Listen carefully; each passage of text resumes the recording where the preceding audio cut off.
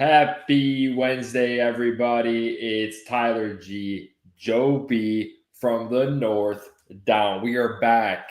We are back. So we are ready to go. How you doing, Joe? Man, I am doing great. I'm doing great. We're alive. Sports wise, we're not doing good, but in general, doing good. Enjoying the summer.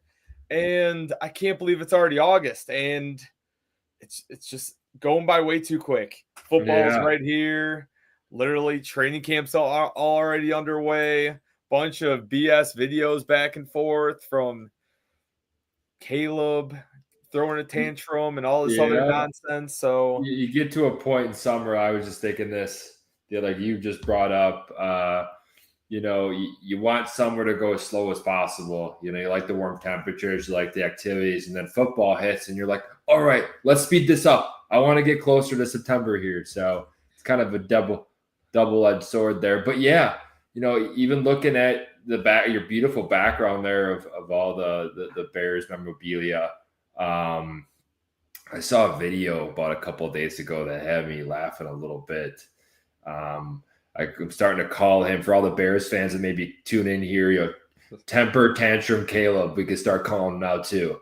So gosh, man, on with the come spirit fingers, on. but I saw him chucking it into the nets that they all these quarterbacks do. Just a simple exercise, but I think he missed 3 in a row, and I think he might have hit one of the coaches.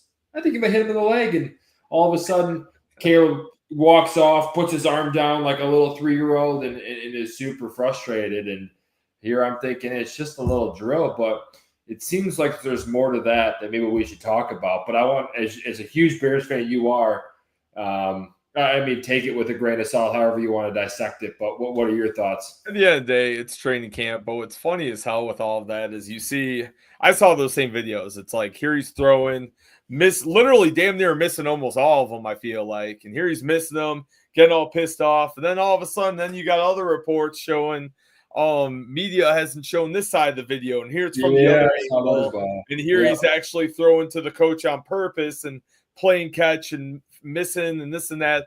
And the end of the day, you never know, because I think back to back when I was just starting to learn how to drive, back when I was 14, 15, the prime Chicago Bears era in the last 30 years, realistically, the Urlacher days, the Briggs, the Peppers, the Hester, even slinging in Cutler, the first day that man came to training camp, and literally the fence that people stood behind completely collapsed from when Cover was walking by. So I've experienced those days, the hard hitting, the crazy energy, etc. But now it's a lot toned back. But now I think with Ben Johnson, now I'm seeing other reports and other videos on how you're getting a lot of that hit from back 15 years ago, because the Bears in the last 10 years, outside of 2018, that just had a pretty solid defense.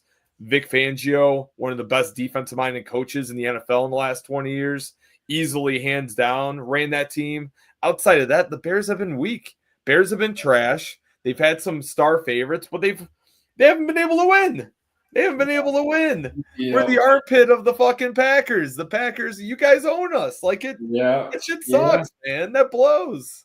But two things. Actually, I heard a stat, and this is from last year. It just kind of resonated with me. But I was listening on the car ride home actually today. And Caleb Williams had 480 something yards rushing last year.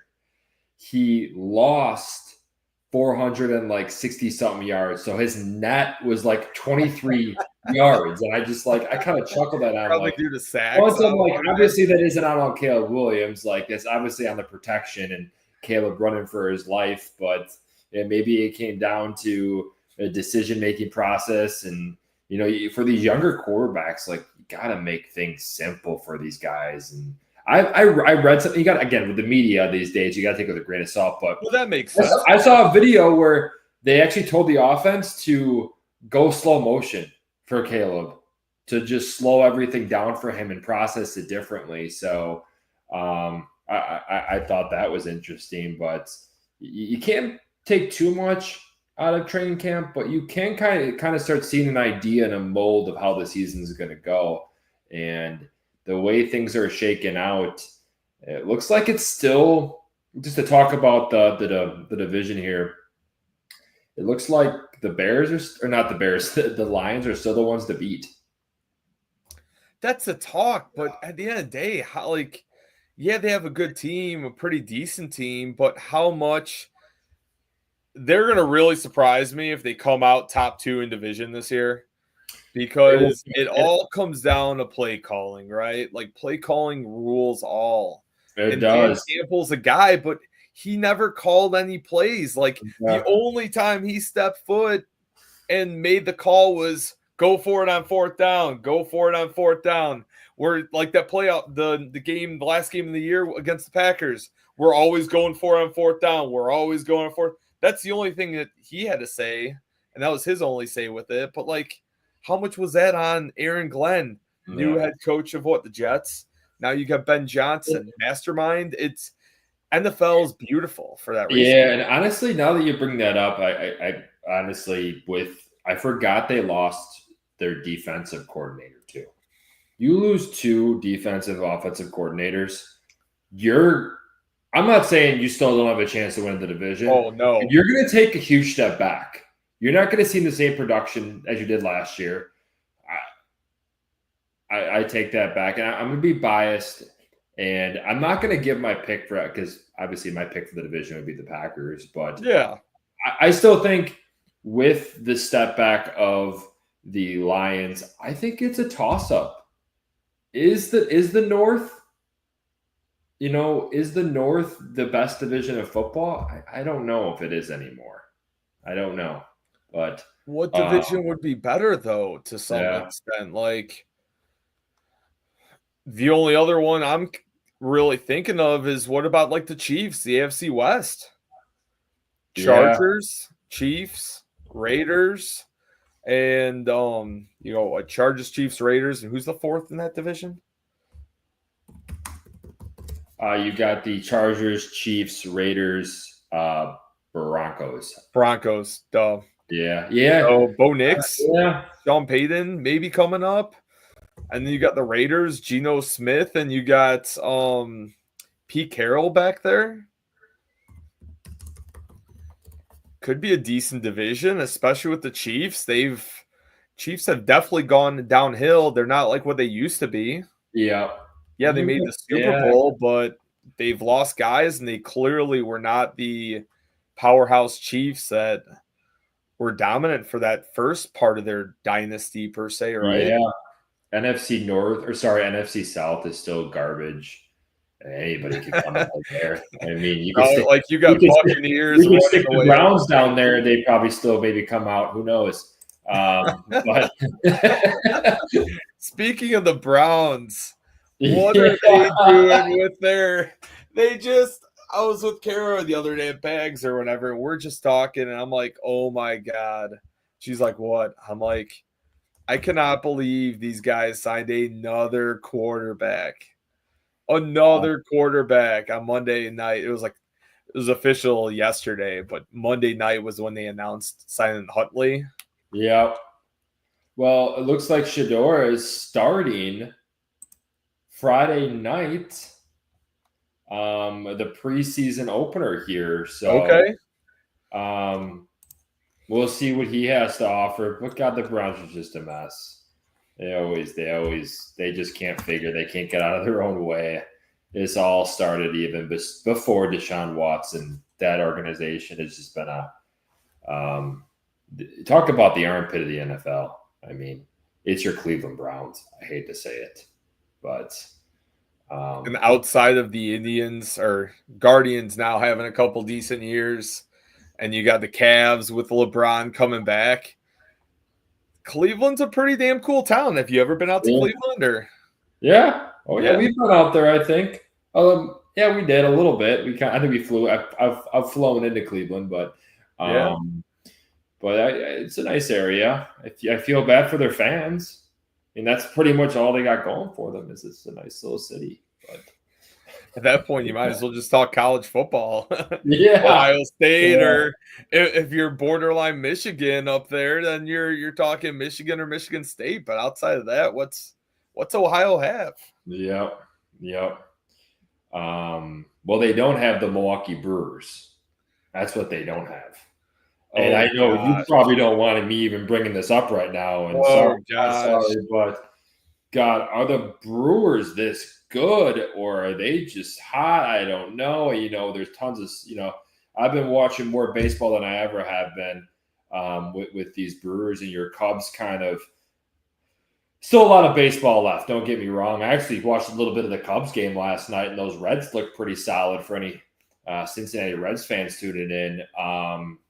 Cincinnati's getting hot at the right time, and that's baseball, right? Getting hot at the right time. I hope my Brewers aren't getting too hot too early, but I saw something. I heard actually on the radio again today. ESPN put out betting odds for the World Series. Your Cubbies were actually in front of my Brewers. I think the Brewers were like a number like 6 deep. They're like down there for having the best record in baseball and being hot. Yeah, they were like 15-1 to win it, and it wasn't very good odds. So apparently, like they think the Brewers are either going to fall off or I don't know. Not they don't have too much playoff experience, but with this crew. But what about your Cubbies? What really surprised me with that team? They're still alive because they still have Wrigley to fall back on. At the end of the day, deep in the rush, they'll have Wrigley. Wrigley will continue to get popping. They start winning, etc. They'll be good. But just looking at them, like they're how many games up ahead of the Brewers? 6, 8 games in June. And now they're 4 games back going into today. Brutal. And what's even more concerning coming from a Cubs fan is their ownership, as always. They're Hoyer, they're Ricketts, right? The biggest issue is here you're approaching the trade deadline. You need another ace, figuring they've had 4 starting pitchers damn near out for the whole damn year so far. You got Steele, all-star pitcher, got knocked out within the first month. You had Assad, you had Talion. You had a couple guys go out right away. So here they're bringing up all these young guys that are they're throwing the mix. Why not go out there and get another pitcher? Nope, didn't do that. Yeah. Their best was getting a couple scrubs around the league to kind of fill in the spots. And sure enough, it's like, dude, why not you guys are a big market team. You're the damn Cubs. Spend some damn money, right? And then here they have a couple top prospects in the system in outfield. Owen Casey and Alcantara, and they're not dumping them. So it's like, are they even going to keep Kyle Tucker and give him that 4 or 5? Some people are saying up to $600 million for a dude that in June has dipped after the All-Star game. He hasn't done crap. His batting average is below 200, isn't hitting the ball well at all, and now he's battling some different random injuries here, there, and sitting out of the lineup. Like, here they gave up a crazy future with 2 stud prospects that are killing it for Houston Astros now. And now we're stuck with Kyle Tucker. And do we give him money? We're kind of caved in at this point. But then again, like, what a stupid decision. So with the Cubs, here they're acting like a small market team. And here Brewers are actually stepping up and flipping and playing their right cards by dumping their studs over the last few years. They losing Hader, losing Devin Williams, losing Corbin Burns. And what happens? They bring up young kids that they gain and they kill it. Yeah, I mean, the good thing is your Cubs are currently I think they're winning right now. They're up 6-1. Top of the 9th, it looks like. So get this back. But yeah, the Brewers, they're actually battling some injuries currently right now with some of our players. I mean, they put the Miz away for a little bit here, and a couple other guys battling some hamstring issues. I know Sal Frelick, he's back, but he was battling some injuries too. So it's just that time of year. And Cheerio, I think, is out as well. I think he's got a hamstring issue. I think he pulled his hamstring, so he's out. But the Brewers are playing good ball, and again, their pitching is. But they're scoring runs. They're scoring 7, 8, 9, 10 That's runs. the kicker, Ty. They're scoring runs like they just grind. I mean, first inning or two, they have 3 runs on the board. Then top of the 6th, 7th, 8th inning, they're putting on another 3 or 4 runs, and they're like that. They're up 7-1, 7-2, and their pitching just takes over, and they just have the closers that come out and close those games out. So it's fun to watch. It's fun baseball to watch. So, and that's where it should be interesting to see what happens in another 2, 3, 4 weeks toward the end of the month. See where the records line up. See who's fighting for division, who's battling out for wild card. Because at the end of the day, like how it is every year, it's who gets hot come September. Yeah, right? And we'll see. We got about 2 months left, a little less than 2 months left of baseball. So I don't think the Cubs are going away. I think at the end of this month they play like 5 straight games. So the Cubs could be 5 back, and that this whole thing could switch at that point. So I think it's just kind of weather the storm here through the dog days of summer and the baseball season, and see how the chips fall. But there's something I want to get off my chest that I've been talking to you about. Not even get off my chest, but kind of as fantasy football, we get into the thick of it. People are obviously looking at draft dates and how to evolve their league. And, I'm surprised more people out there aren't using we converted over to an auction draft about 3 years ago. We've never looked back. And I just want to get your 2 cents, but I've always been an advocate of auction because you can go out, honestly, you can build out your own roster of who you want and go out and get those players. Obviously and that's what makes it fun. It is a longer duration event, but you can go out and build your own team versus a snake draft where you're kind of pulled back because depending on which pick you have and players that you want, they may not be there. With an auction draft, I can go out and get that Christian McCaffrey. I can go out and maybe I want to go out and get Bijan Robinson and spend $60, $70. I can go and do that. I'm in full control of my draft and my team. With Snake, I think you're limited, but I don't know. I've never done it, but from what you've told me on it, I think that's cool. I think that's cool because I think you put it great because, I'm in a league that's 10 guys. I'm also in a league that's 15. And the one that's 15 deep, you really need to figure out who you're picking up, who your 1-2 punch, whether you're going to go RB or wide receiver, or their PPR. But what are you going to do with that? Because you could pick up, let's say if you got that 13th, 14th pick out of 15, you pick right away, and you're not seeing a player till pick damn near 40, 50 at that point. Yeah. And that's a stupid swing in the mindset and the mentality and drafting that.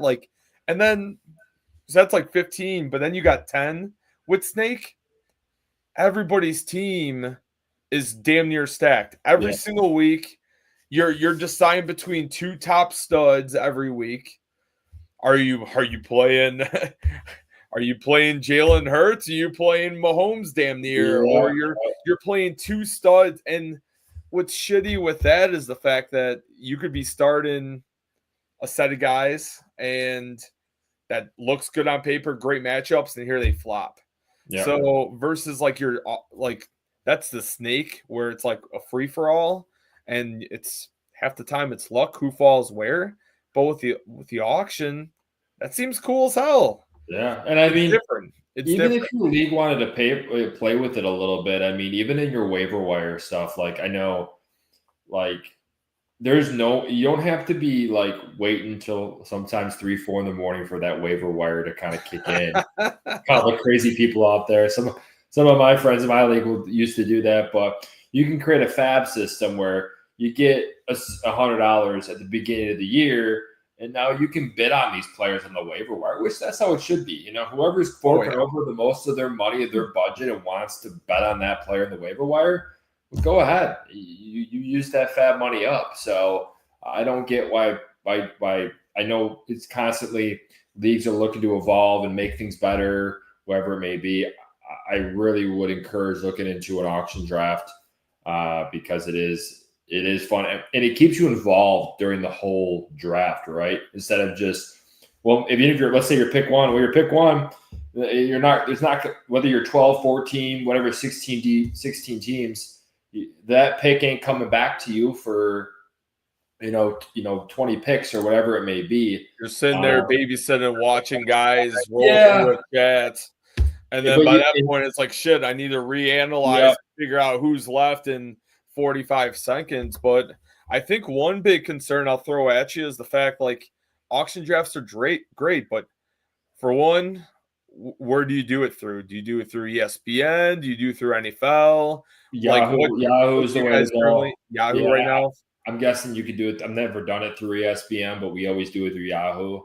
And you can even do a keeper system too. You have your dollar amount previously if you spent money on a keeper, but they are longer, but it keeps you paying attention. What's longer? You got a typical draft, PPR, 10, 12 minutes. Yeah, I mean, like hour and a half, 2 hours. Like how long's an auction draft typically for like the viewers? I would say it's with the 12 team. I would say it's about an hour and a half.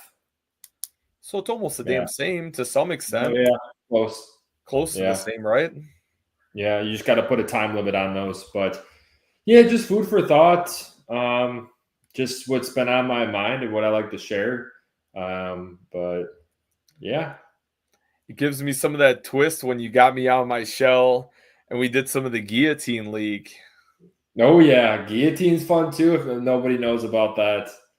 Explain it to the viewers. What's Guillotine? Yeah, so you got me hooked in that a couple years ago. You have about 17, 18 teams, however long the NFL season is now. Is it 18 weeks, 19 weeks? It's 19 whatever. weeks. Yeah, it's not quite 19, but it's like 17. So you have like 17 teams, and you have a big, long draft, and then basically the lowest score gets eliminated every week. So you're not playing against anybody. You're playing against the field, and you just don't want to be that last team, or else you get what they call chopped. Damn. And you don't want to be chopped, especially that week 1, 2, or 3, because you're sitting there with your feet kicked up, watching everybody else play. And what's even better about that is when that team is chopped, those players get thrown into that waiver wire, and now all the other teams can now bid on the players you lost. So it gets more and more competitive and more strategic because you got to know who to spend your money on and when. So take a look at that. Actually, there's a Guillotine app. I believe it's been... The app used to be trash, but I think it's pretty decent now. Oh, Matthew Berry took over it, I guess. No way. Okay. Yeah. Okay. So okay. Check it out. Guillotine is fun. I'm glad you brought that up. And we're not sponsored Guillotine. It's just a cool league. It's fun. We can if they want to sponsor us. But yeah, it's a good league. Good. Something different from your auction, your snake. It's just a little different vantage point and how you can play. But the best part about that too, I think, and I'm a big fan of it, is typically in other leagues you have to constantly babysit and monitoring it. Versus this, there's no kicker, there's no defense. It's just straight up players, and you got 18, 19 teams or whatever it is, 18 teams, and you draft, you put your roster, you watch for injuries, you decide, hey, do I go after somebody early? Or there's different, like you could either start spending, you see some guys dumping, spending money early. Yeah. Otherwise, you have others that are like half the time for me, I kind of lay back. And I just kind of milk it for a few weeks, maybe throw some low balls at some guys that hop in the waivers for that week. And then if you snag some people, like typically in years past, that's where you throw out money for like a Justin Fields on the Steelers or something random where they could come in or somebody could get hurt and absolutely step up.